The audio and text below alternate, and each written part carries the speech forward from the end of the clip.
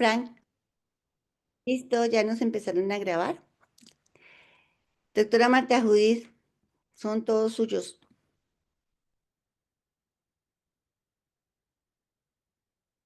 Marta Judith, no abriste tienes el micrófono cerrado. Ahora sí. Bueno, no, un honor estar con ustedes y esperando que esta conversación, esta charla, este rodar la palabra pueda permitir un aporte importante para los procesos de investigación que llevan a cabo ustedes dentro de Salude, mi el amor. doctorado. Isabelita, salude primero.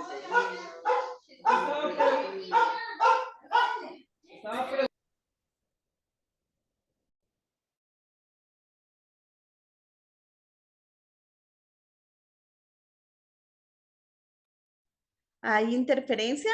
¿Ya? ¿Ya me escuchan? Ahora tú, Olga, tienes el micrófono cerrado. Ya, es que había algunos estudiantes con el micrófono abierto y entonces Abierto. la interferencia les solicito comedidamente. Lo abrimos para cuando vamos a conversar. Muchas gracias. Bueno, entonces les decía que para mí es muy importante que lo que se diga acá pueda tener alguna acogida y sea un hecho de interdisciplinariedad, de transdisciplinariedad, que aporte fundamentalmente a sus trabajos para la obtención como doctorandos, para la obtención del título de doctores. Bueno, yo quiero hacer una pequeña introducción y ustedes me dicen cómo les parece mejor. Van pensando, mientras yo hago la introducción, ustedes van pensando cómo les parece mejor. Si que yo haga la charla, la conversación magistral, la disertación, o por el contrario, y quedaría una hora para preguntas de ustedes, para inquietudes que tengan ustedes acerca de lo que aquí se haya dicho. O por el contrario, partimos del hecho de que ustedes han desarrollado una muy buena lectura, una lectura rumiante, como se propone, y que básicamente con sus preguntas vamos construyendo el conversatorio. Mientras yo hago esta breve introducción, ustedes me dicen cómo es mejor. Entonces, la charla o la conferencia va a tratar de la importancia de los procesos de lectura y escritura en la investigación que ustedes desarrollan dentro de todo el pensamiento complejo, dentro de todas las propuestas o de algunas propuestas que se van a resaltar del pensamiento complejo. Me parece importante rescatar que los procesos de lectura y escritura atraviesan toda nuestra formación, desde el preescolar hasta el doctorado o postdoctorado. No se puede pensar que alguien que no lea o alguien que no esté en compañía constante de la lectura y de la escritura pueda llegar a desarrollar unos procesos de investigación de pensamiento complejo, unos procesos de investigación potentes, llamémoslos así, potentes, contundentes, que aporten, porque para tesis de grado, pues las conocemos mucho, en nuestro medio es muy frecuente ver esas tesis de maestría, esas tesis en las que uno encuentra que no hay una argumentación potente, que no hay unas posibilidades de que el lector entre a construir una buena discusión con la persona que escribe. Y en ese sentido pienso que el doctor Edgar Morán,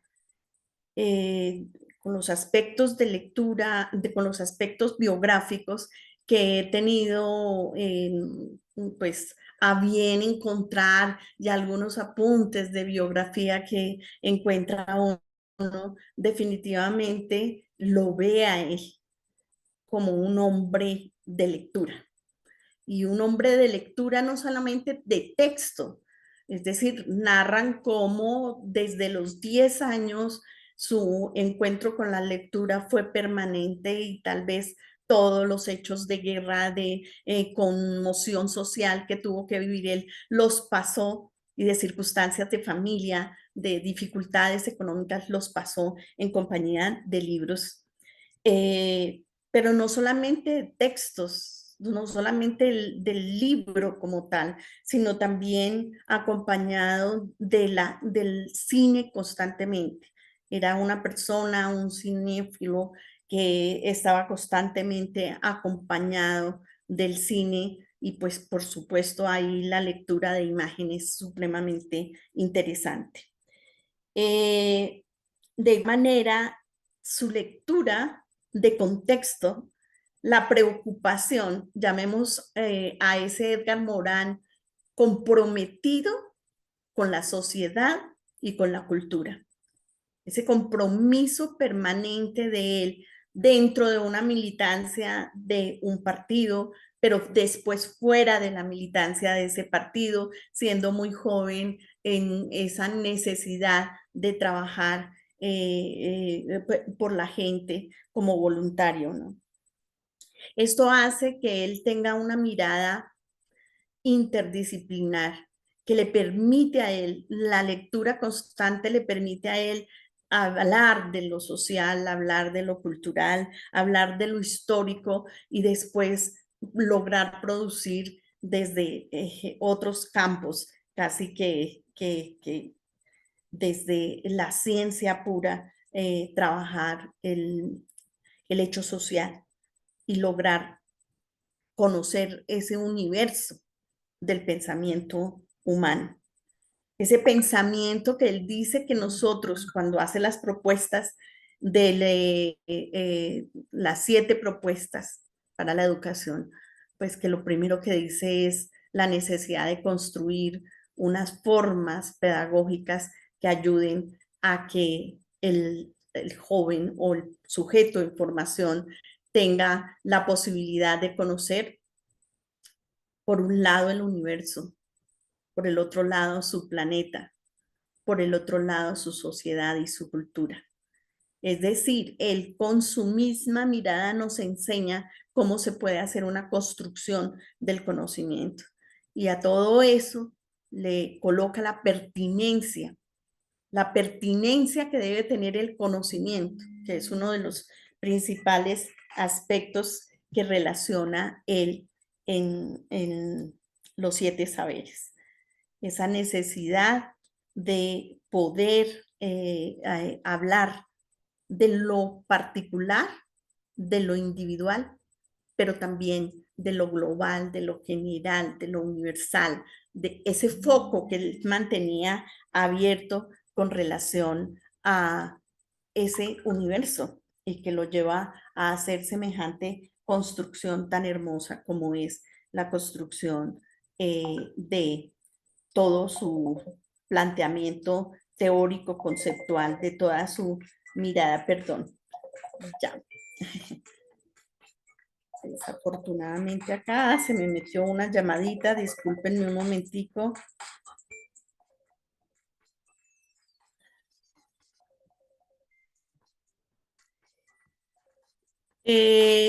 Y cómo logra él entonces tener esa mirada amplia, no reduccionista, que desafortunadamente nosotros vemos que en muchos de los conocimientos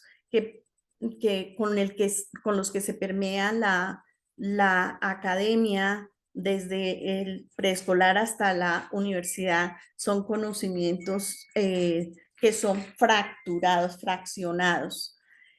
Y en ese sentido, pues nos perdemos de un conocimiento que tenga toda la dinámica de lo que es el universo y la pertinencia y lograr esa posibilidad de relacionar los conocimientos entre sí, de ir de una disciplina saltando de una disciplina a otra para la construcción de nuevos saberes, de cosas aspectos del conocimiento, conceptos nuevos que puedan aportar a una nueva construcción de sociedad y una nueva construcción pedagógica que dé una alternativa de formación totalmente diferente a lo que nosotros vivimos o a lo que fue nuestra formación que dada en cajoncitos, en segmentos de ese currículo al cual estamos acostumbrados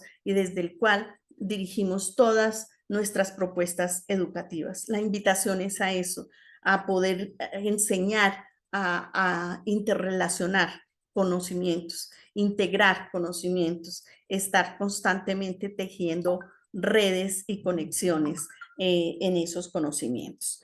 Bueno, esta era la conexión que quería darles inicialmente, la introducción con todo lo que propone Zuleta en esa mirada que hace de Federico Nietzsche en cuanto a los planteamientos que hace Federico Nietzsche con respecto a la lectura, lo que para Nietzsche significa leer y escribir, que es lo que nos plantea Zuleta en esa lectura tan hermosa que ustedes hicieron.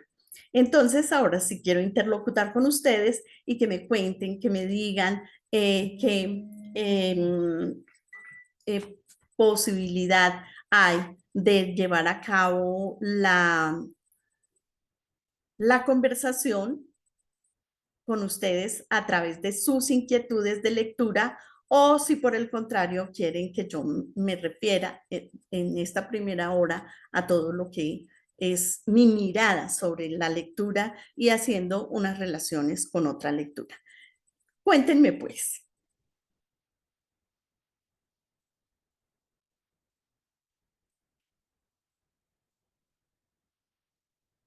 Hola.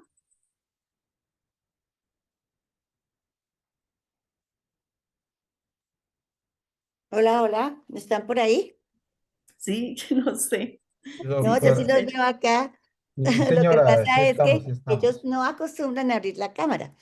Jaime sí, Jaime la abre bastante, algunos otros también la abren, pero pues estamos aquí para saber si ustedes quieren que empecemos a conversar, a preguntarle a la doctora Marta Judith o, o Eh, seguimos con la conferencia y ustedes van aportando sus miradas. Giovanni, cierra el micrófono, please, o vas a hablar. ¿Qué me dicen? Jaime. sí, doctora, sería bueno ir conversando, ¿no? Conversando como para ir perdiendo el miedo. Ay, sí, exacto. Saludar, Y que, saludar también muy amablemente a la doctora que nos visita aquí en la página. Muy, muy emotiva de su parte también. Estanislao Zuleta, en este texto de la lectura, pues nos invita a que nosotros seamos conscientes prácticamente de lo que tiene que ser una lectura exquisita, una lectura que nos lleve a profundizar en un tema en especial, del cual él habla mucho de que un buen lector es aquel que se deja afectar o perturbar o trastornar por un texto del que uno todavía no puede dar cuenta. O sea que tiene uno que primero meterse, empaparse, tiene que buscar todos los pormenores para poder entender de qué es que se trata. Es importante poder relacionar con otros temas, como dice también la doctora invitada.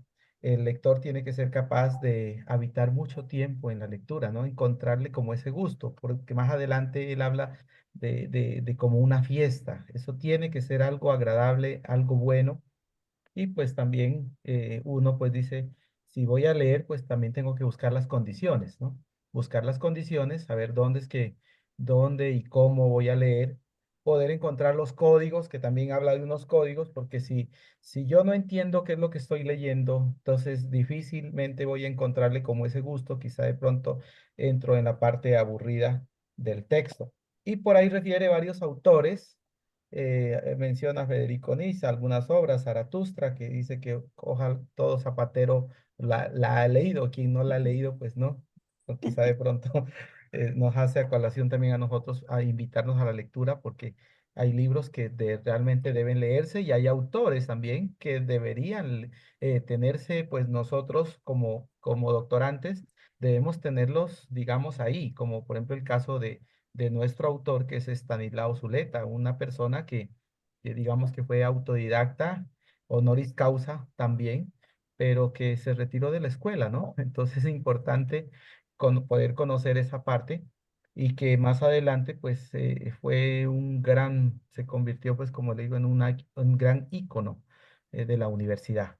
Entonces, esto es como mi aporte que quiero dar aquí, porque más adelante dice que también hay que ser un rumiante de la lectura, ¿no? Como utiliza ese término ahí refiriéndose como a las vacas cuando están dele a moler, ¿no? Entonces dice que un buen lector también debe volverse un rumiante de la lectura. Entonces, es encontrarle el gusto, la gana, el sabor, ¿no? A la lectura, a lo que está leyendo, poder comprender. Y ya como el caso nuestro, pues del doctorado en el pensamiento complejo es poder entender también todo lo, todo lo que pasó nuestro gran escritor Edgar Morin, nuestro gran investigador, poder conocer desde el tiempo en que él empieza su etapa de desarrollo, desde por allá, estamos hablando de 1921, lo que pasó en la guerra, lo que él vivió en carne propia cuando él estuvo en el ejército, todo lo que pasó, las necesidades, la parte de la observación también, que eso le ayudó pues para él poder entender esa parte humana quizá que también hace falta en muchos de nosotros a veces cuando estamos enseñando, ¿no? A veces solo miramos al estudiante desde un punto de vista y a veces cometemos muchos errores en ese sentido. Importante que podamos dialogar un poco sobre este tema de la lectura y agradecerles a ustedes, mis doctores, por enseñarnos cada vez más con sus experiencias también. Muchas gracias. Bueno, antes de darle la palabra a Guido, Giovanni, quisiera a Giovanni. ya, Vale. Giovanni. Hay bastantes cosas que son muy interesantes de lo que acaba de plantear Jaime. Eh, Uno es el tema de los códigos. Me parece que el tema de los códigos vale la pena extendernos porque creo que a veces se malinterpreta lo que plantea Zuleta con el tema de los códigos. Entonces, tendremos la oportunidad de discutir. Casi siempre se dice que hay un código común entre el escritor y el autor. Bueno, Y resulta doctora, que, perdón. que hay que empezar, el escritor y el lector, perdón, y hay que empezar es a discernir y a construir ese código común, porque realmente cuando empezamos a interpretar, estamos también ya metiendo unas nuevas formas de código que se empiezan a dialogar con los códigos y más tarde él habla, por ejemplo, del concepto de esclavitud cuando uno lo lee en la historia de los afro o cuando lo está leyendo en Marx, que son dos esclavitudes totalmente diferentes y hay que Ujú. ubicarlas dentro del contexto, ¿no? Y entonces es establecer ese diálogo entre el código que tiene el autor y que uno tiene que empezar, como bien tú lo dices, a desentrañar, a rumear, ¿sí? Como una buena vaca, detenerse a hacer Ujú. la rumia de esa lectura que se trabaja, ¿no? Bueno, ahí vamos estableciendo un Sí, conversatorio doctora, bien sino rico, que, Jaime. claro, es interesante. Listo. Ajá. Giovanni, Doctora, quisiera agregar algo más antes de que siga el compañero Giovanni. Es que, vale. por decir algo, para que exista una buena lectura, uno tiene que haber la complicidad, ¿no? Entre lo que está uno leyendo con también digamos, el contexto de la misma lectura y el contexto de uno. De nosotros tiene que existir esa complicidad. Por ahí había un ejemplo, doctora donde, por decir algo, dice que si se encuentra uno con un chino, uno puede decirle muchas cosas en español, pero no hay código. Entonces, o sea, no se entiende ni el uno ni el otro, ¿cierto? Porque no están en el mismo nivel. Entonces, Hay un mire código común que es el idioma, el ¿sí? idioma, pero no El idioma. está Pero interpretando. eso no le garantiza a uno adentrarse en el código del Claro. autor. Sí, sí, Es doctora. como Mire, muy, esa disertación que tenemos que hacer ahí.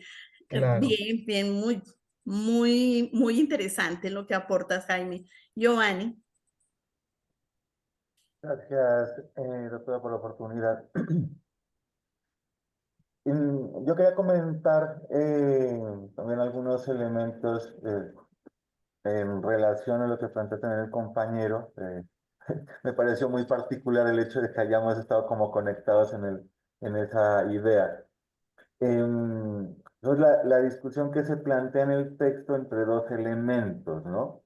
El tema de la interpretación y el asunto ideológico. Entonces, bueno, o sea, uno parte de lo del el código común, como usted claramente lo afirma, digamos que es el punto de partida. Hay una cosa que por lo general suele pasar uno por alto, pero el tema del lenguaje es la más clara muestra de lo que es la evolución del pensamiento humano, de la historia completa de la humanidad. Entonces, está la diversidad de lenguas, idiomas que existen, modismos, formas de construcciones gramaticales, o sea, dan muestra de, o sea, de lo interesante que es este tema de la evolución humana. Pero ahora, lo otro que yo creería que es importante, que tiene que ver con el tema de interpretación, y es que, o sea, de ese código inicial viene un código siguiente que es la discusión ideológica. Entonces uno inicia una conversación con el autor que parte claramente del código inicial del idioma, ¿cierto? Pero entonces está lo otro, es ideológicamente desde dónde leo yo, ideológicamente desde dónde está parado el autor para su escritura. Eh, yo pienso que esa conversación es lo más importante que se puede dar, bueno, en el ejercicio que nosotros podemos estar haciendo en este momento en la construcción de nuestras iniciativas investigativas, pero creería yo que es la habilidad que uno debe lograr en la lectura cotidiana.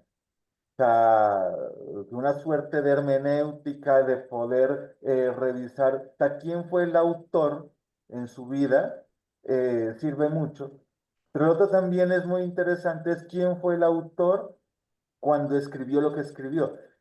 Yo quiero comentarles un ejemplo muy concreto para cerrar de algo que me sucedió en relación con lo que estoy planteando, con la lectura de una obra que realicé en alguna ocasión de un autor. Yo lo he comentado acá en otras sesiones.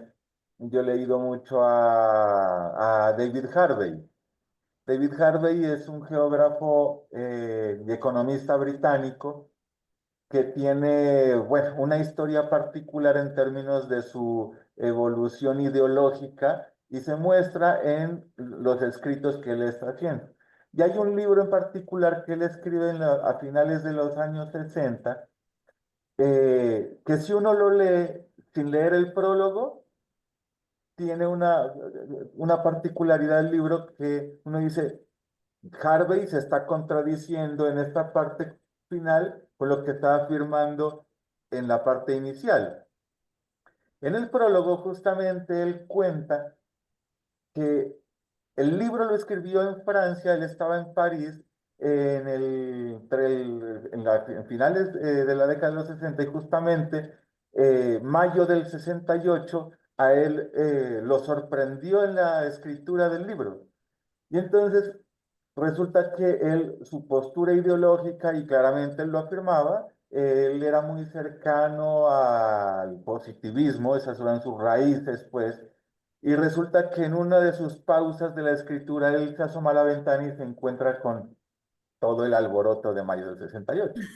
Entonces él se pone a pensar qué es lo que está sucediendo y resulta que cambia toda la argumentación de lo que estaba escribiendo.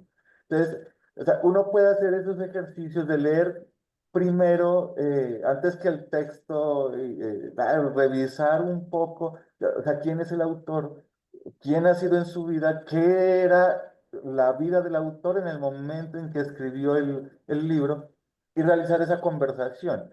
Yo pienso que ese es un segundo código un poco más profundo para hacer lo que sea la interpretación en el ejercicio de la lectura. Yo quería comentar esos elementos. Bueno, pues has hecho inicias con algo que me parece a mí supremamente importante y es la importancia del lenguaje. Los seres humanos somos lenguaje, básicamente.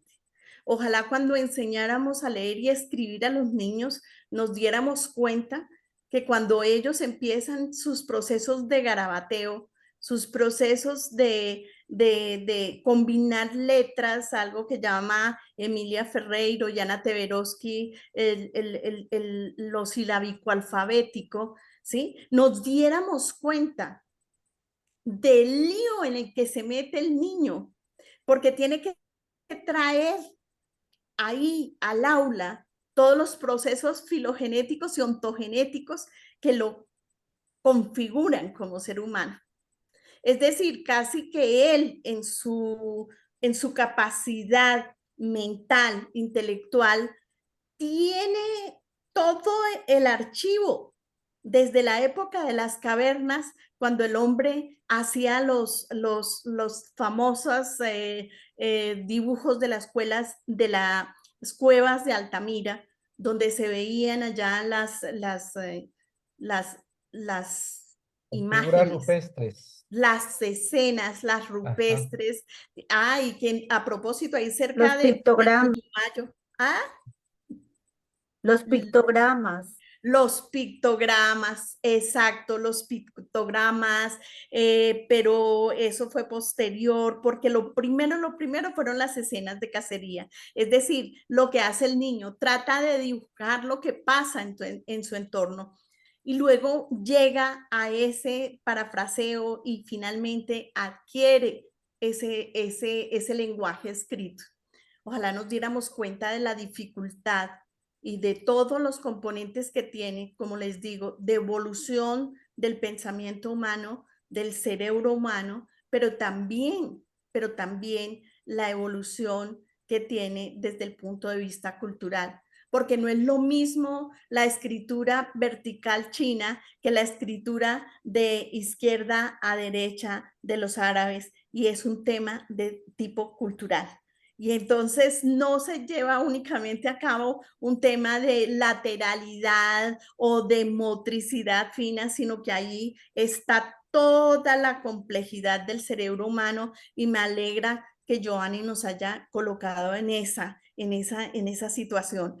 ¿Para qué? Para darnos cuenta de ese diálogo que tú mencionas, que es muy bonito, de ponerse en los zapatos del otro con sus características autobiográficas, porque bien dicen algunos autores, cuando escribimos nos desnudamos, nos exponemos frente a los lectores, ¿no? Entonces, por eso también da tanto miedo escribir, por eso se procura tanta sensación de inseguridad cuando se toma el lápiz o cuando se toma el computador y se ve esa pantalla en blanco que representa la hoja en blanco. Es muy asustadora para cualquiera, sobre todo para nosotros, autores y escritores novatos. Y lo dicen los grandes escritores. Ahora bien, las otras conexiones de las que ustedes dos hablaron, Jaime y Joan, de las otras conexiones que tienen que ver con esas formas como entramos en el diálogo, formas interpretativas. Es decir, de pronto no nos damos cuenta que lo motivó a él a escribir lo que escribe o a decir lo que dice en su trabajo. Y entonces nosotros empezamos a hacer interpretación. Y a propósito de la interpretación, ahí viene algo que posteriormente lo describe Zuleta con respecto a Federico Nietzsche, y es las etapas, diría yo, del lector, ¿no? Esa metáfora de todas las etapas que llevan a finalmente el niño. Olga. Sí, no, pues es que acaba de tocar pues una de las metáforas que más me parecen bellísimas en Zuleta, que es digamos, esa capacidad de admiración que coloca Zuleta, pues, que trae de Nietzsche, que es la del camello, ¿m? Digamos, la capacidad de oposición, que es la del león, del guerrero, el león, y la otra es la de la creación, ¿no? Que La es del el, olvido, sí, la doctora, del y nos niño. ayuda con eso porque me parece que es valiosísima esa metáfora de Zuleta.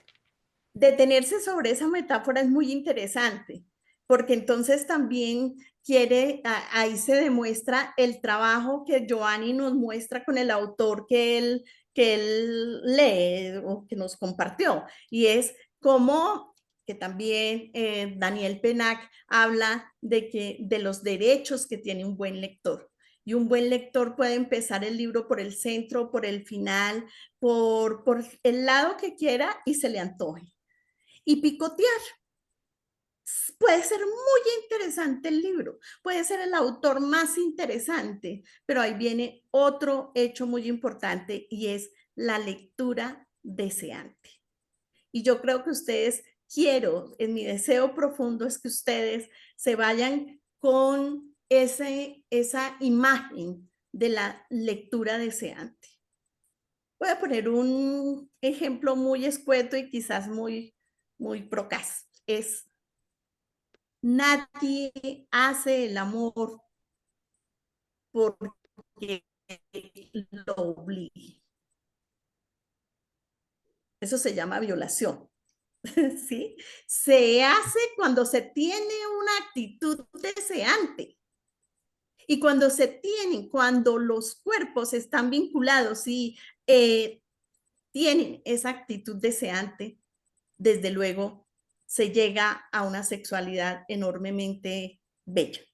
De la misma manera, a un libro solamente se puede llegar con una actitud deseante, de querer saber, de ser ese buscador, de ser esa persona que se arroja a la aventura, que Zuleta por ahí dice también que no puede dejarse uno confundir, que tiene que, para saber de filosofía, escalar a través de una escalera. Primero esto, segundo esto, tercero esto, porque eso es lo que nos han enseñado en los niveles educativos. No, si se me antoja leer a Platón en los diálogos del Tetetus, donde habla sobre la educación, y quiero saber desde ahí,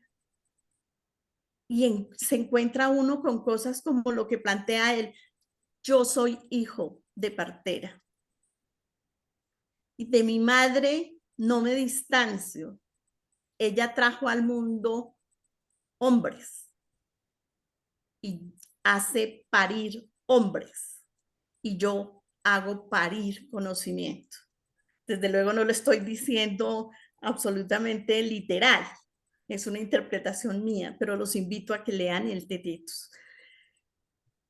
Es una maravilla. Entonces uno dice, oiga, yo como maestro soy paridor de ideas, hago parir pensamiento, hago parir criterio, hago parir reflexión. Es lo que nos invita el doctor Morán cuando nos dice si la educación es pertinente, tiene que ser una educación que transforme, que llegue a transformar al otro, que llegue a motivar al otro, que sea pertinente con el otro. Y ser pertinente con el otro no es tener los conocimientos encajonados por años o por pisos, ¿sí? Sino en esa dinámica de espiral donde vamos creciendo como seres humanos, donde nos vamos encantando con la lectura. y que lo han hecho los grandes hombres. Bueno, pero con lo que mencionaba eh, Olga, me parece muy importante que sintamos la metáfora, que también vayamos con ese sentimiento de que la metáfora no nos quedó solamente en la cabeza, sino que hizo esa conexión cabeza, corazón, todo lo que somos como universo y que es a lo que nos invita Edgar Morin. Somos un universo interior y en ese universo interior se mueven una cantidad de sistemas y en esos sistemas se reproduce de alguna manera el universo entero en nosotros mismos, ¿no? Entonces, él habla, pero que llegue a su lectura deseante, y él habla de que tenemos que ser camellos al iniciar un proceso de lectura. Nosotros estamos acostumbrados a un sobrevuelo de lectura. Algún maestro me decía, nosotros olemos las lecturas, no las leemos, las olemos, porque hacemos una planeación sobre el libro. Y en esa planeación podemos tener una primera idea del libro, pero no es la idea total del libro. Hay que camellarle, hay que estudiarle, hay que trabajarle, hay que discutir con el otro. Entonces él dice, después de esa etapa del camello, del trabajo, viene la etapa del león. Es ese que es capaz de pararse frente al autor y discutirle al autor. Desde su rebeldía, desde su criterio, aunque esté equivocado, no importa, no importa, porque es que de esas interpretaciones que nosotros hacemos, podemos hacer un tejido diferente, una lectura diferente, unas conexiones diferentes. Y no hay cosa más bella que un libro nos invite a leer otro libro y que nos dé la curiosidad por leer otro libro y lanzarnos a esa aventura de hacer conexiones con otro libro, con otro saber humano, ¿no? Y después dice, al final, cuando él dice, y el león luchará con los monstruos que aparezcan en el camino para llegar a convertirse en niño. Y es que el niño, dice Zuleta, y es que el niño es olvido, pero es que cuando se olvida, cuando uno ya es capaz, ya deconstruyó ese paso, ¿sí? De deconstruir lo que el otro dice, entonces nosotros somos capaces de crear, de crear. Y cuando él habla del niño es el olvido, pero transformado en posibilidad creativa. Es decir, cuando ya, ¡pum!, soy capaz de escribir. Soy capaz de escribir. Ya solté las amarras de los autores. Ya en este momento puedo empezar a escribir, a garrapatear como el niño las primeras líneas de los procesos investigativos. No sé. ¿Quién más? ¿Alguien más que quiera hacer hasta ahora, de verdad les agradezco mucho, Jaime y Joanny, porque han dado para entretejer conversación. Sí, Sí, porque doctora, de lo quisiera, contrario es lo que el conferencista dice. ¿Mm? Listo, Jaime, cuéntame. sí, quisiera agregar algo más que también aparece en algunos apartes sobre lo que dice Nietzsche, ¿no? Nietzsche dice que rechaza toda la concepción naturalista o instrumentalista de la lectura, porque pues a veces se entiende como leer es tomar un conocimiento. Entonces él dice, leer no es recibir, no es consumir, no es adquirir. Leer es trabajar lo que tenemos delante de nosotros, ¿no? Es trabajar. Entonces ahí hace usted referencia a lo del camello, ¿no? Y qué bueno ese Ajá. papel que usted plantea también en el sentido de lo que coloca también mediante la filosofía Sócrates, ¿no? Lo que era la mayéutica, las preguntas y las respuestas para hacer parir las ideas, ¿no? Y entonces el papel del docente es bastante, digamos, complejo, ¿no? Complejo porque es que tiene que analizar todos los puntos de vista, tiene que mirar todos los ángulos y poder enriquecer la lectura, en este caso, para hacer de la lectura una fiesta. ¿Y qué es una fiesta? Pues una fiesta es donde todo el mundo está a gusto, ¿no? Donde todo el mundo está contento. Entonces, buscar esa felicidad, ¿no? Ir más allá, buscar la trascendencia, como también lo habla en el libro de Zaratustra, ¿no? Encontrar quizá de pronto esa superioridad del mismo ser humano, del hombre, ¿no? Porque es que Federico Nis también hablaba un poco de eso en ese libro de así hablaba Zaratustra. Es que el hombre tiene que pasar de estado de hombre a un estado de superhombre. Y quizá de pronto esto nos plantea también todo el contexto de lo que nosotros estamos estudiando en el doctorado de pensamiento complejo. Ir más allá de las fronteras que tenemos en las mismas disciplinas, o sea, buscar esa transdisciplinariedad, ver qué hay en medio de las disciplinas, ver qué es lo que se plantea desde la disciplina y mucho más allá de la disciplina. Y por eso mismo es que se plantea hoy en día todo lo que es la ciencia cuántica, ¿no? Poder conocer otras dimensiones, quizá de pronto hasta otros universos. No podemos dar por sentado un conocimiento que ya lo tenemos en este momento, sabiendo que quizá de pronto podamos un día esto descomponer el electrón, ¿no? Hablando en física, que se pueda descomponer el electrón, quizá de pronto salga otro tipo de arma bastante diferente a la bomba atómica, por decir, porque cuando se descompuso el átomo, entonces se creó la bomba atómica, pero cuando se descomponga el electrón o de pronto ir más allá a ver si los neutrinos o de pronto los quarks están también emparentados en familia, ¿no? Poder mirar esa parte.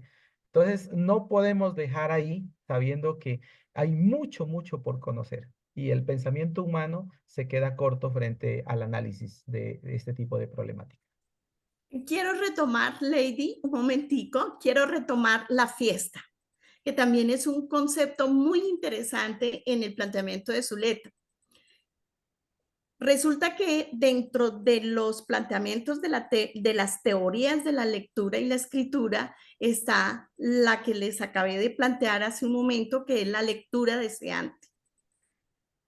Cuando se plantea una lectura deseante, casi que el que quiere acercar a la persona a una lectura no es un enseñante, es más bien esa persona que inicia, es el iniciador.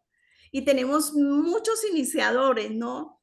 Tenemos personas que uno no ha leído a un autor, lo desconoce y lo inicia, ¿no? Como que lo incita, lo lleva a la lectura de ese autor, ¿no? Y entonces empieza uno a decir, óyeme, la invitación que me hiciste a leer a fulanito me encantó. Imagínate que me leí esto, esto y esto y esto, y rueda la palabra y se vuelve la fiesta. Por eso Zuleta dice que en el colegio no lo están invitando a uno a leer al Quijote, que en el colegio lo obligan a leer al Quijote y que algo que es una carcajada, que es un motivo de felicidad y de comprensión de las metáforas, ¿sí? De comprensión de que este hombre no era un loco, sino era un soñador increíble, ¿cierto? Que traspasaba la realidad, que transitaba por la realidad. Era ya transdisciplinar, sin haberse hablado de la transdisciplinariedad. Y se llega a esa fiesta de la cual habla Jaime, que también está planteada ahí en la lectura, y que es la fiesta que nosotros debemos estar convencidos de tener cuando enseñamos a leer y escribir, cuando estamos dando la posibilidad de acercar a un chico a un conocimiento, sociales, biología, lo que ustedes quieran, es hacer esa fiesta con el chico y poderlo hacer transitar por el conocimiento humano. Esa es la fiesta de la lectura y de la escritura. Lady. Gracias, muy buenas noches. A Buenas ver, noches. después de hacer esta lectura tan interesante, tan bonita, pues yo aquí le encuentro un contraste, y es el contraste de lo que nosotros hemos sido y el contraste a lo que nos invita a la lectura. Por acá leyendo una parte decía que nosotros estamos acostumbrados a un lenguaje súper fácil, ¿cierto? A un lenguaje donde siempre para digerirlo, para rumiarlo, íbamos párrafo por párrafo. Y la conclusión a la que llegué y corroboro con lo que en algún lado escuché, es que dice que nosotros llegamos a la universidad después de ese transitar desde el preescolar hasta donde estamos y nos damos cuenta de que todavía no sabemos leer. Y esa pues es una gran realidad y sobre todo ahora pues que estamos acá inmersos en el pensamiento complejo, lo corroboro y lo sostengo y lo afirmo. No sabemos leer. Entonces, por acá, algo que me llamaba a mí la atención es que dice que no hay obras fáciles, que no hay autores fáciles, sino que existimos lectores que somos fáciles. Que nosotros estamos acostumbrados a lo que usted mencionó hace un rato, que es ir en la escalerita, ir de lo más sencillito a lo más complejo, ir de lo más fácil a lo más complicado. Entonces, en esa medida, pues yo sí como que recibí ese baldado de agua fría, ¿sí? Y que me invita a que no sé cómo le vamos a hacer, pero que hay que aprender a leer y sobre todo hay que aprender a interpretar. Ese sería mi aporte. Gracias. Ay, Lady, qué cosa tan hermosa lo que acabas de decir, tener la franqueza, porque cuando presentamos un trabajo escrito, ya sea en la maestría, en el pregrado, en el bachillerato, siempre queremos vender mentiras. Y es esa mentira que el otro quiere escuchar, ¿sí? O que el otro quiere leer, o que el otro... Pero cuando hay una escritura auténtica, independientemente de que tu tesis esté a medio camino, que sea posible construirla, o que el desarrollo del estado del arte todavía le falte muchísimo, pero que tú estés empecinado tercamente, ¿sí? ¿Qué es lo que hace una lectura difícil? La lectura difícil es aquella que te transforma, te deconstruye, te abre fisuras, te fisura como ser humano en tus creencias, en tus seguridades. Y es esa lectura que te pone en duda. Y yo creo que Edgar Morán tiene la capacidad de hacerlo poner a uno en duda, ¿no? Cuando habla sobre el método y de los acercamientos que he tenido, y es que ese método lo construye quien está ahí en esa labor de construir, ¿no? De hacer el texto, de hacer la investigación. Y resulta que nosotros somos dados a ser muy repetitivos y ser muy seguidores de la forma. Creo que hay formas que te ayudan a construir digamos, el perfil del texto, pero hay formas que te impiden construir el perfil del texto, construir el texto. Entonces hay que tener cuidado con eso, hasta dónde esto me está ayudando a construir mi texto, me está ayudando a aportarle a mi investigación o me está limitando, me está acercando. Y en eso tiene que ser uno muy seguro de qué es lo que está haciendo y bajo qué presupuestos investigativos se está acercando. Porque yo no puedo coger investigación tradicional, investigación clásica y de un momento a otro eclépticamente pasarme a investigación acción participativa.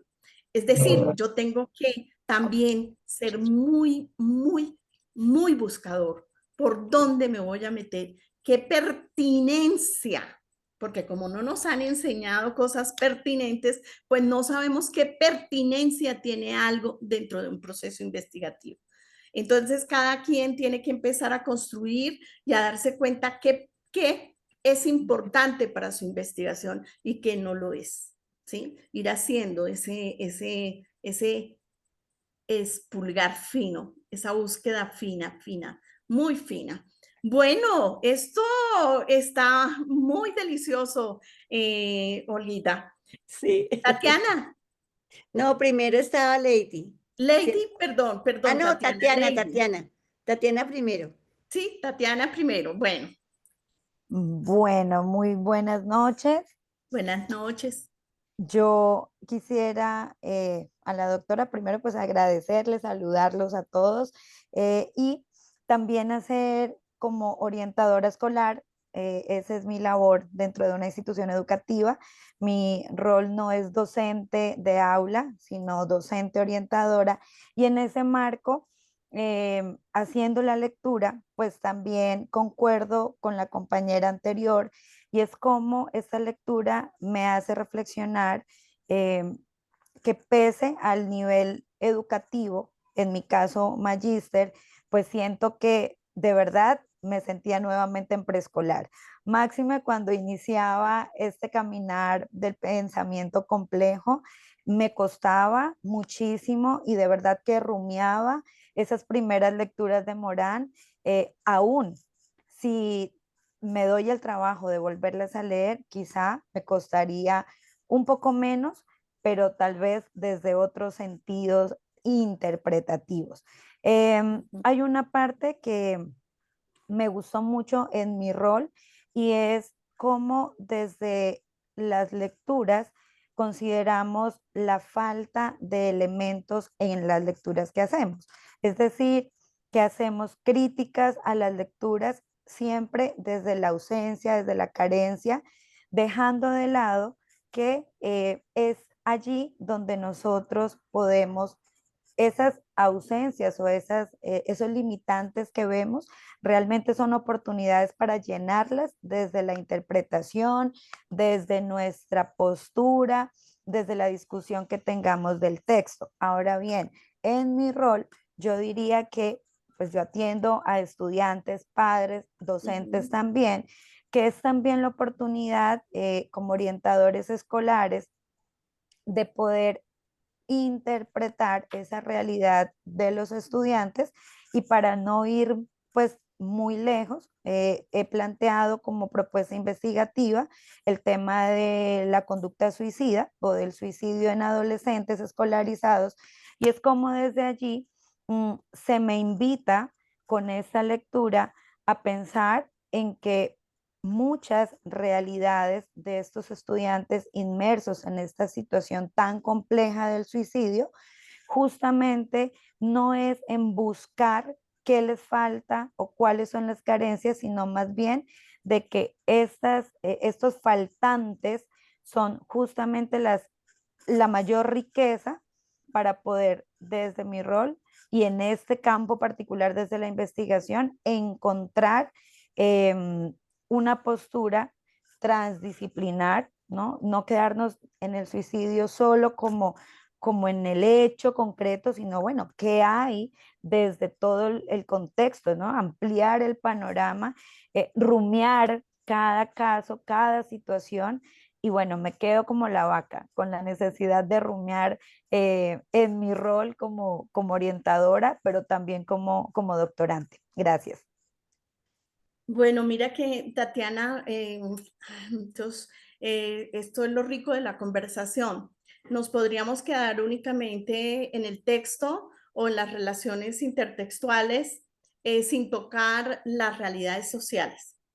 Hay una realidad social y es esa, la que tienen que enfrentar ustedes, los coordinadores, los psicopedagogos, las personas que están a cargo de estos adolescentes que ya han pasado por una infancia en donde pasamos, y perdonen, pues esta sí es una crítica muy personal, pasamos del rejo a la situación del dejar hacer sin propósito, del dejar hacer sin caminar juntos, del permitir hacer porque para mí es más cómodo como padre, ¿no? Entonces, yo a Tatiana le recomendaría otro texto de Zuleta que hace parte, este que leímos, hace parte de el libro de Zuleta que se llama Sobre la vida personal y colectiva y otros ensayos.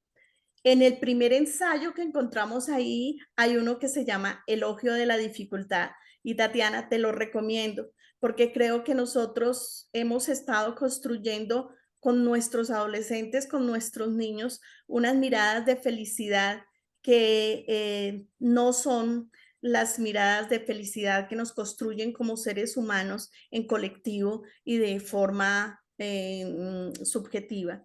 Pienso que hemos abandonado la posibilidad de pensar que lo difícil, que los riesgos que se corren en el camino tienen más importancia quizás que llegar a un sitio determinado, como lo dice el poema de Ithaca, que dice que al atravesar todos esos mares bravíos, encontrarse con lestrigones, cíclopes y todos los monstruos que se encuentren en el camino, quizás después de toda esa travesía tú llegues y encuentres a Itaca, una isla pobre y que no va a darte lo que tú ideaste de Itaca.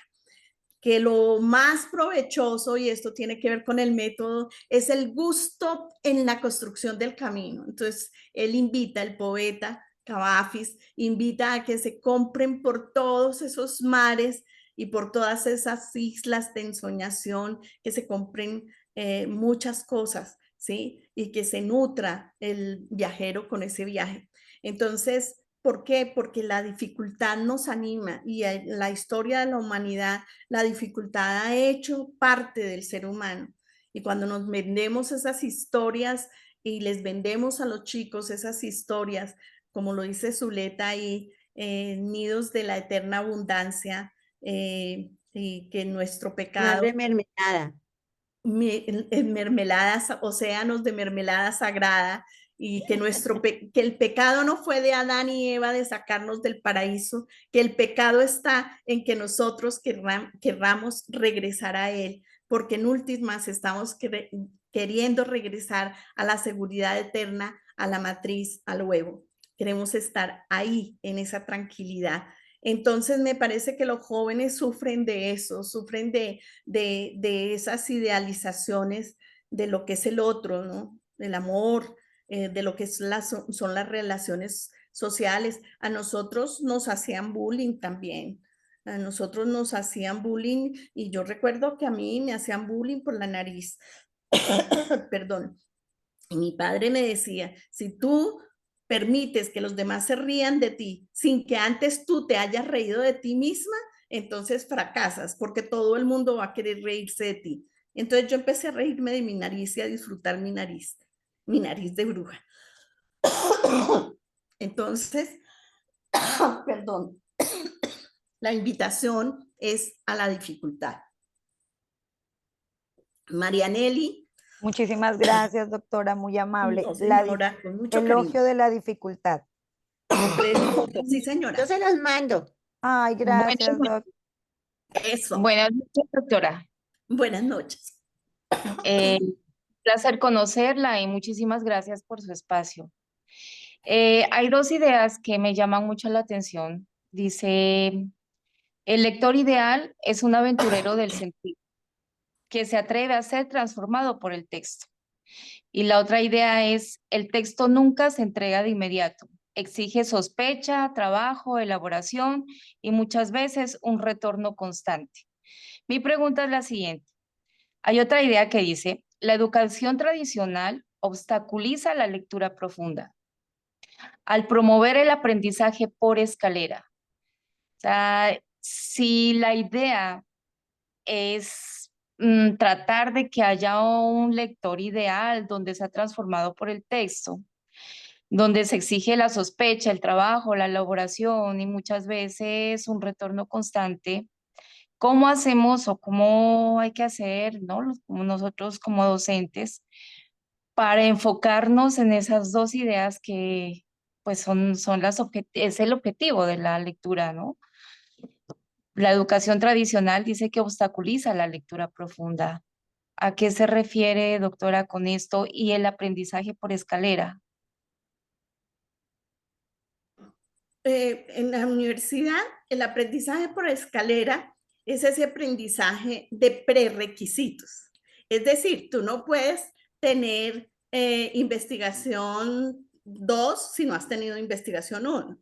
O no puedes tener filosofía 3 sin haber pasado por filosofía 1, 2. ¿Sí? Esos prerequisitos los critica él mucho ahí. Dice, ¿qué prerequisitos? Usted se lanza a la lectura y entendió ¿sí? Se lanzó a mares bravíos, además, porque cada lectura es un mar bravío que nos lleva, nos zarandea, nos vuelca, y lo que ustedes dicen, ¿no? Marianelli, hay que volver a leer, hay que volver a leer. Yo tenía algún maestro que yo le decía, profe, por favor no haga el parcial hoy porque yo he leído 1000 veces esto y no lo entiendo. Y me decía, pues vas a tener que leerlo 1001, 1002, 1015, no sé cuántas, ¿sí? Y era una invitación a eso, a que yo me esforzara, ¿sí? Y pues en el momento lo odié, pero posteriormente dije, gracias, gracias, porque sí fue un reto que me sirvió muchísimo. Bueno, el prerequisito. Pero además decías otra cosa que la perdí, a la transformación del ser, ¿no? Es decir, del sujeto que lee. Si una lectura no es capaz de transformarte, y ustedes ven a las religiones, ¿no? Ustedes ven, por ejemplo, los católicos, bueno, no lo leen tanto, pero por ejemplo los cristianos son unos buenos lectores de la Biblia. Y ellos entran a la Biblia como entrar a una casa, saben qué puerta pueden pasar, cómo devolverse, cómo ir al Nuevo, al Viejo Testamento, al Antiguo Testamento o a cualquiera de los evangelistas, en fin. Y es muy bonito verlos a ellos tan, diría yo, empecinados en esa lectura, ¿no? Nosotros los maestros deberíamos, ¿no? Empecinarnos en lecturas. Por ejemplo, es un goce leer a Rousseau en el Emilio o de la Educación. Es un goce. Ya hay cosas que plantea Rousseau que se plantean hoy en día y que uno dice, no se ha descubierto el agua tibia. Esa ha estado ahí, ¿no? Eso ha estado ahí. Lo que pasa es que tenemos momentos en que volvemos a redescubrir. Y casi siempre nos sucede, creo que les sucede a ustedes, a todos los que tenemos que vernoslas con el lenguaje, y es que cuando vemos una película, de pronto es muy intrincada y de pronto, oye, yo no entendí bien qué fue lo que pasó, me toca volverla a ver, ¿no? Y la vuelve uno a ver y dice, no, pero todavía no me queda bien claro qué fue lo que pasó ahí, cómo fue que ocurrió. Y la ves por tercera vez y dice, ah, ya, ¿sí? Y lo mismo sucede, por ejemplo, con libros como 100 años de soledad o como El Quijote, que son libros que cada vez que tú los tomas te dicen cosas nuevas. No sé, por ejemplo, si ustedes son muy jóvenes, pero de pronto sí alcanzaron a ver los poemas de Cortázar, ¿no? El Inventario, que son poemas que uno dice, pues no entendí pero vuelve y lo lee, o a Borges en sus poemas, y entonces lo invitan a uno a volverlo a leer, y cuando lo vuelve a leer, lo entiende de otra manera y le llega a uno en un momento diferente, porque no somos iguales en todos los momentos que nos acercamos al libro. De pronto el libro no nos dice algo en un momento determinado, pero de pronto pasamos a otra etapa de la existencia y nos dice mucho. O estamos en otra circunstancia de la vida y nos dice bastante. Entonces creo que no se lee el mismo libro de la misma manera las veces que tú te acerques. Por eso dicen que el libro, según en el momento que se lea, se lee de manera diferente y te llega de manera diferente. Y cuando te llega a esa conexión cerebro, estos dos, digamos, dentro de ese universo interno, estos dos astros que tenemos, que son el cerebro y el corazón, ¿sí? Y nos logramos conectar ahí desde las emociones con la lectura, es bien interesante, ¿no? Incluso las cosas más científicas tienen una conexión ahí de fuerza con el corazón. Entonces, pues la invitación es a ese hecho que nos transforme. Y definitivamente lo que ustedes dicen es la lectura rumiante. La academia y lo que dice Zuleta con respecto a Nietzsche, que propone leer El porvenir de nuestras instituciones educativas de Federico Nietzsche, en donde dice que no hay lectores que se detengan, que hay lectores ligeros, que hay lectores que no tienen tiempo y Son Nietzsche, rápidos. que son rápidos, que sobrevuelan. Así dice. Y él exige lectores que se detengan, lectores que tengan tiempo, porque lo que él escribe no son habladurías, ¿sí? Uno se pone a ver la actualidad del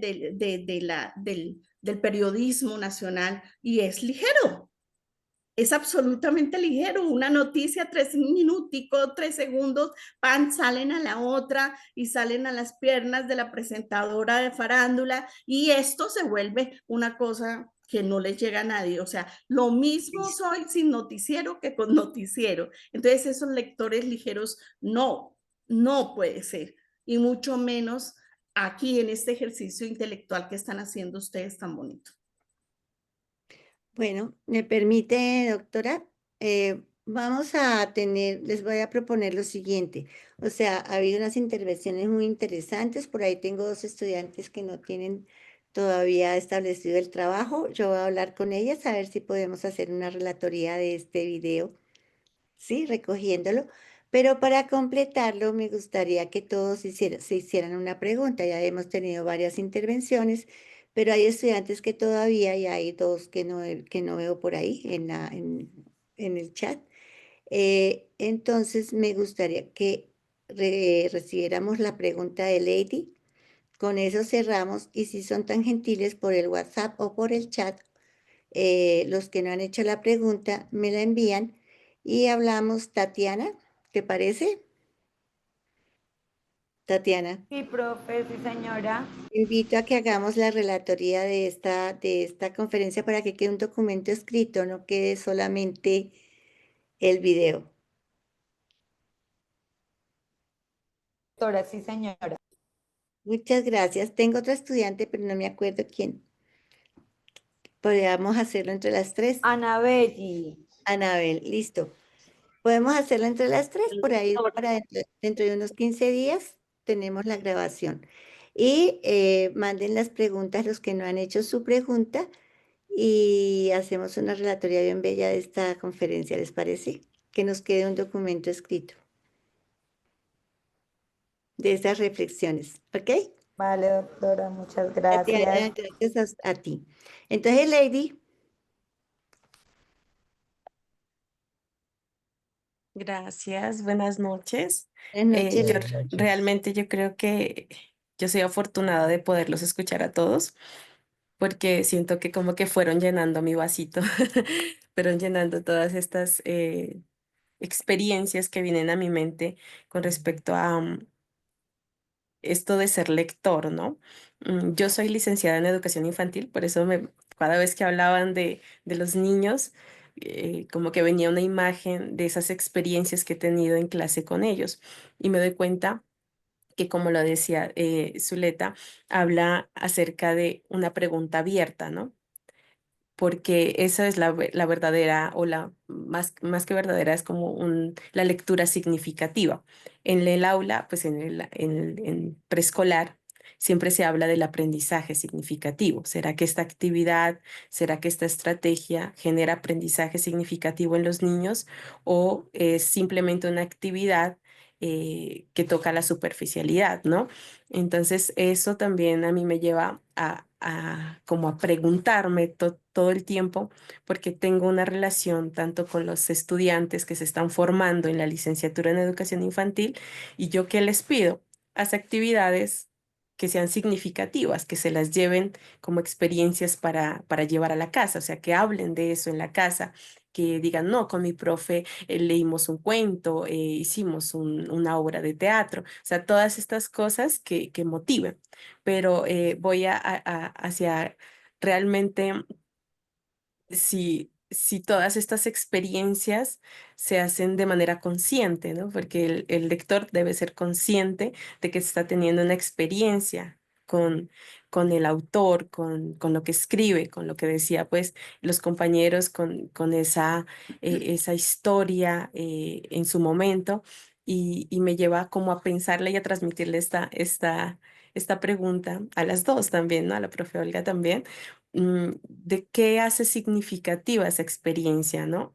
Dentro de la lectura, porque en mi caso, los niños leen a través de los símbolos, leen a través de las expresiones, leen a través, ellos saben cuando una profe llega triste a la clase, ¿no? Te dice, profe, ¿por qué estás triste?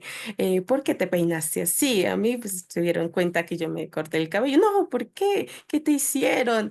Y entonces, muchas cosas que ellos leen porque son muy receptivos y ellos están leyendo todo el tiempo y vamos a lo que no está sobre, o sea, por ejemplo, nosotros podemos estar leyendo un cuento, ¿sí? Estamos leyendo el cuento, pero el niño interviene. No, es que mi mamá, empieza a decir, es que mi mamá hoy perdió las llaves. Entonces, ¿cómo conectar esas experiencias para que sean significativas con la historia, esas experiencias del niño? Ahí se crea otra historia. Entonces, se vuelve más importante la construcción con el niño que la misma historia que me trae el cuento. Entonces se está reconstruyendo todas estas narrativas a la luz como de la experiencia que tiene el niño y mm, de esa percepción, ¿no? Entonces, en ese sentido, eso, todo lo que han conversado me ha llevado como a pensar si hago dentro de lo que solicito a mis estudiantes, de lo que eh, yo genero con ellas, si hace parte de una experiencia significativa el darle más voces o darle más interpretaciones a este autor, porque para nosotros que construimos con el niño se vuelve riquísimo, ¿no? Que empiezan a cambiarle la forma, incluso en el proyecto de pregrado y también en el de maestría, yo abordé lo de la tradición oral.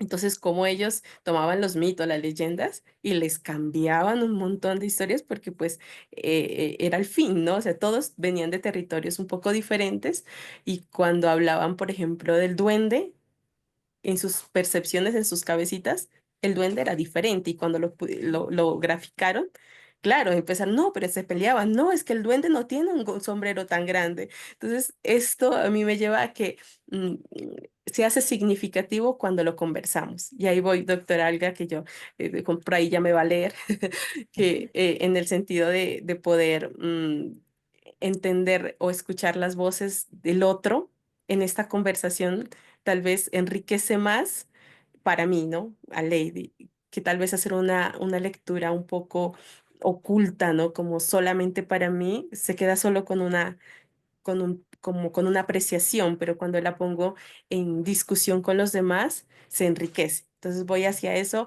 a que para mí, en toda mi formación, siento que es posible tener una conexión significativa a través del diálogo con el otro. Entonces, eso sería como algo que quería comentar y finalizar comentándoles que yo tengo una experiencia muy bonita ahora. Tengo una estudiante que es sorda, es de la comunidad sorda. Y yo voy al aula integrada, ¿no? O sea, es una aula que están niños desde transición hasta, diría yo, séptimo, grado séptimo. Y esta experiencia, o sea, a mí ya me pusieron la seña, ya pues yo estoy ahí tratando de comprender y cualificarme en cuanto a las señas, ¿no? Pero llego allá y yo me siento una niña, porque ellos son mis profes y empiezan que los salude, que cuál es mi seña. Entonces, como ellos se comunican, es riquísimo y que usamos otro código y que esto no hace menos o no limita un poco, puede que sea diferente, pero no minimiza la conversación que estemos teniendo ahí. Entonces, eso sería como lo que quería comentar. Muchas gracias.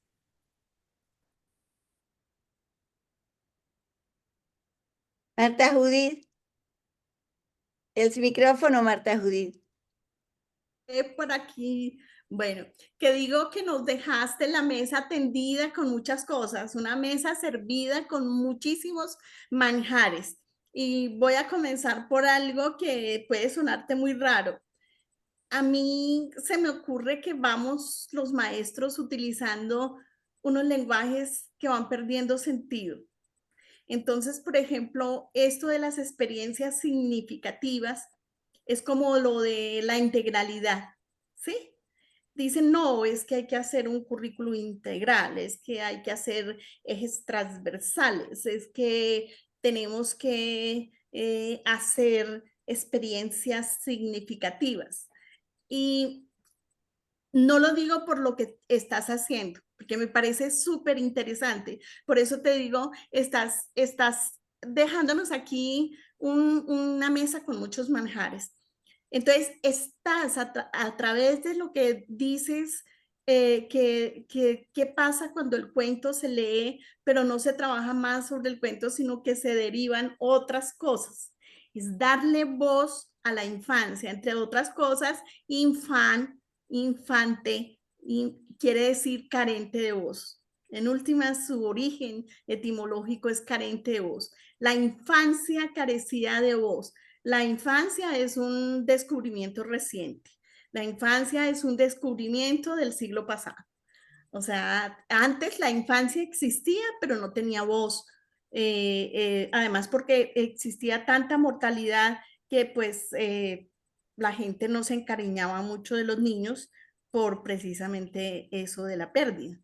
Bueno, entonces darle voz a los niños es una cosa absolutamente engrandecedora al sujeto infantil y es algo absolutamente pertinente en la formación de los sujetos, lectores y escritores. El cuento se vuelve un pretexto. El cuento se vuelve un pretexto para hablar de, como hoy Zuleta para nosotros se volvió un pretexto. No porque no tomemos en serio a Zuleta, lo estamos tomando muy en serio, pero el pretexto para la conversación, para el lenguaje oral, para tejer la palabra fue Zuleta. Para el niño es importante que el cuento sea un pretexto.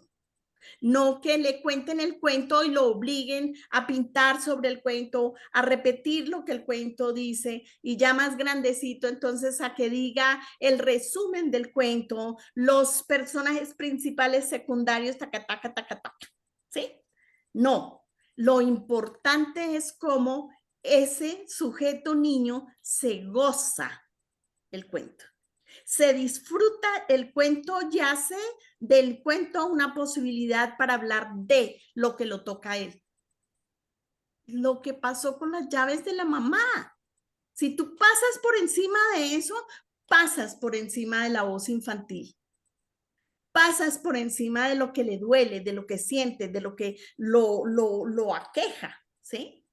Y pierdes la oportunidad de que él escriba desde acá y desde acá, cuando ya pueda escribir o que narre. No hay nada más delicioso que ver a un bebé tratando de hacer imitación de la voz de los animales que está viendo, o la lectura predictiva de un árbol, un conejo, y el niño es capaz, si uno le pregunta, ¿y detrás del árbol qué hay? Y dice, una mariposa. ¿Sí? ¿Tú la viste? Sí, yo la vi. Ella se escondió del conejo y empieza a tejerte toda una historia que tú le das la voz al sujeto infantil. Eso que no hicieron con nosotros es lo que hoy no nos permite escribir. Es lo que hoy no nos permite gozarnos una novela. Es lo que no nos permite detenernos en una buena lectura y sacarle hasta la última gota a esa lectura. Hay una frase de Zuleta que dice de Nietzsche y es, no, un buen escritor no puede hablar habladurías, un buen escritor escribe con sangre. Si tú lo tomas literalmente, casi que es así, sacarse de aquí y escribir. Pero si no lo tomas literalmente, sino que lo tomas desde la pasión, porque es que ustedes están aquí, aquí nadie los obligó. Aquí ustedes llegaron porque ustedes quisieron, ¿sí? Y entonces quiere decir que este espacio es para decir lo que no han podido decir. El espacio de la tesis doctoral y de la tesis de maestría es el espacio para estar diciendo lo que no ha podido uno decir, ¿sí? Asegurar sus tesis, argumentar sobre lo que le preocupa, decir sobre las preguntas, construir las propuestas, en fin, hay un mundo de posibilidades en la tesis. Así no la sufre uno, es una tesis que lo transforma. De lo contrario, es una tesis para adquirir un cartón. Y pues sí, se da, sí se da. Jaime. Sí, doctora, usted me hizo acordar de algo que había leído también del escritor Zuleta, es la democratización en el aula, ¿no? Usted me hizo acordar de eso, o sea, darle el espacio al niño, lo que usted habla en este momento y que toca también la compañera Lady, darle el espacio al niño y partir desde esa ese nuevo constructo, es poner esa mirada en ese niño para que el niño, quizá de pronto el que está por allá escondido, que a veces uno cree que solo el docente tiene la razón, pero es el niño el importante aquí en el aula, ¿no? Entonces, eso es lo que dice el escritor Zuleta, que hay que democratizar más el aula, hay que democratizarla, y eso es vital en nuestros días, sobre todo cuando pues tenemos tantas dificultades para la enseñanza, ¿no? Enamorar a nuestros niños del conocimiento es una cosa muy difícil, pero vale la pena porque mire, en esta lectura se han mencionado varios autores. Se han mencionado varios autores y que cada uno pues le hace sus aportes desde la misma historia y también desde el contexto. Y yo quisiera felicitar también a Lady por mirar esa partecita de la parte de los niños, ¿no? El escritor Jairo Aníbal Niño pues escribe sobre los niños y dice, solo aquel quien se atreve a construir castillos en el aire tiene derecho a vivir en ellos. Ujú. Qué bonito. Bueno, les agradezco muchísimo, doctora Marta Judith, como siempre, maravillosa. Muchísimas gracias por este regalo que le ha dado a mis estudiantes. Em, los invito a que en el grupo del WhatsApp, los que no han hecho intervención, coloquen una pregunta. La doctora Marta Judith seguramente la contestará. Y con Tatiana y Noralba haremos una relatoría de este video, que igual el video queda para todos. Yo Vale, solamente quiero agradecer la presencia de todos y especialmente, pues, doctora Marta Judith, a usted, como no, siempre que habla de la escritura, es maravillosa. a ti por la invitación y es posible que gaste, que tenga un tiempito más para leer un fragmento de La Aurora o Denis, ya no hay tiempo. hagámosle, ¿no? ¿Cómo Por se mí no hay corta problema. eso? Aunque me regañen por llegar tarde a la otra reunión. Ah, bueno, listo. Federico Nietzsche hace una introducción en su obra La Aurora y dice, este libro es obra de un hombre subterráneo, de un hombre que taladra, que socava y que roe. Quien tenga los ojos acostumbrados a estas actividades subterráneas podrá ver con qué delicada inflexibilidad va avanzando lentamente el autor sin que parezca afectarle el inconveniente de que supone estar largo tiempo privado del aire y de la luz. Hasta se podría pensar que le satisface ese oscuro trabajo suyo. Cualquiera diría que le guía una determinada fe, que un cierto consuelo le compensa de su dura labor. Pero ¿no será que quiere rodearse de una densa oscuridad que no sea suya y que sea suya y nada más que suya? que trata de adueñarse de cosas incomprensibles, ocultas y enigmáticas, con la conciencia de que de ello surgirá su mañana, su propia redención, su propia aurora. Los invito a que sean trofinios, a que sean topos, a que se sumerjan en el conocimiento y logren al fin proclamar su propia aurora. Gracias, muy amables. Gracias, Olga. Muchas gracias, doctora. Sí, Marta Judith. Una última frasecita de Sama Lima decía, solo lo difícil es éxito. Así que no se me aburran, no corran, no quiten el dedo del teclado. Un abracito, nos vemos el miércoles. Gracias, Muchas Muchas gracias, profe. doctora. Muchas Muy amable. Muy gracias. interesante. Bye. Buena Gracias. noche para todos. Muchas Buenas gracias, noches. doctora. Gracias. Feliz Frank, noche. muchas gracias. Muchas gracias. Hasta Muchas luego. gracias, doctora. Frank, Doctora Olga, disculpe. sí, Noralba. Hágame un favor, usted mencionó fue a la profe Tatiana y a otra compañera para la relatoría del Ay, video. perdón, Anabelli. Anabeli, sí. Bueno, muchas gracias, Sí, doctora. ya estamos coordinando con ella, doctora Olga, mañana por el Mañana interno, hablamos. entonces, ajá, sí señora, chao, chao, gracias. Gracias, Abracito, doctoras. nos Hasta ponemos luego. de acuerdo. Gracias, Frank. Frank, dime que grabaste.